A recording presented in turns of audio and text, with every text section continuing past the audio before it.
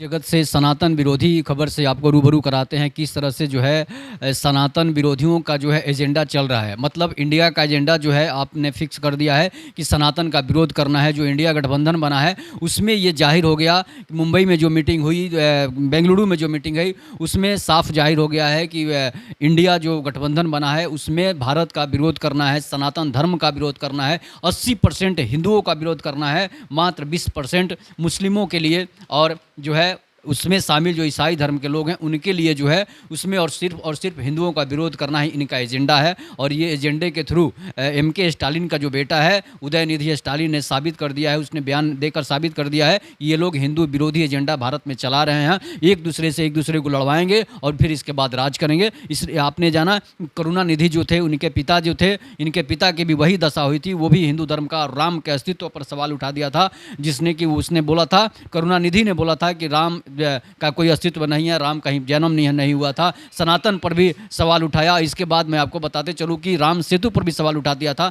उसके बाद काफ़ी हंगामा मचा हुआ था। लेकिन आपने देखा कि 2018 में किस तरह से जो है करुणानिधि की मौत हुई थी। एक दर्दनाक मौत हुई थी। न उनको बेटा पूछने आया, न उनकी पत्नी पूछने आई, न उनकी पुत्री पूछने आई। इस तरह से जो है काफ़ी दिनों से, महीनों से बीमार थे और खाट पर पड़े हुए थे। न उनको कोई पानी देने वाला था, जैसे कि अनाथ आश्रम में लोगों को डाला जाता है, उस तरह की स्थिति हुई थी। इसलिए अगर आप भगवान का अपमान करेंगे आपको दुख भोगना ही निश्चित है। इसलिए आपने बहुत बड़े बड़ों को देखा है, रावण और कंस जैसे मिट गए सनातन को मिटाने वाले, तो फिर आप क्या हैं? मुगल जो मिटाने के लिए सनातन को आए वो नहीं मिटा पाए, अंग्रेज सनातन को मिटाने के लिए आए वो नहीं मिटा पाए, तो फिर करुणानिधि का बेटा उदयनिधि स्टालिन क्या कर सकता है कि उसकी औकात ही नहीं है। हिंदू सूर्य की पूजा करते हैं, आप सूर्य को नहीं मिटा सकते। हिंदू चंद्रमा की पूजा करता है, आप चंद्रमा को नहीं मिटा सकते। हिंदू गंगा का पूजा करता है, गंगा जी को नहीं मिटा सकते। हिंदू हिमालय पहाड़ और कैलाश पर्वत की पूजा करता है, आप उसको नहीं मिटा सकते हैं। तो फिर आप हिंदू धर्म को मिटाने की बात बार बार क्यों की जाती है? इसका मतलब है कि धर्म परिवर्तन जो चल रहा है इसीलिए चल रहा है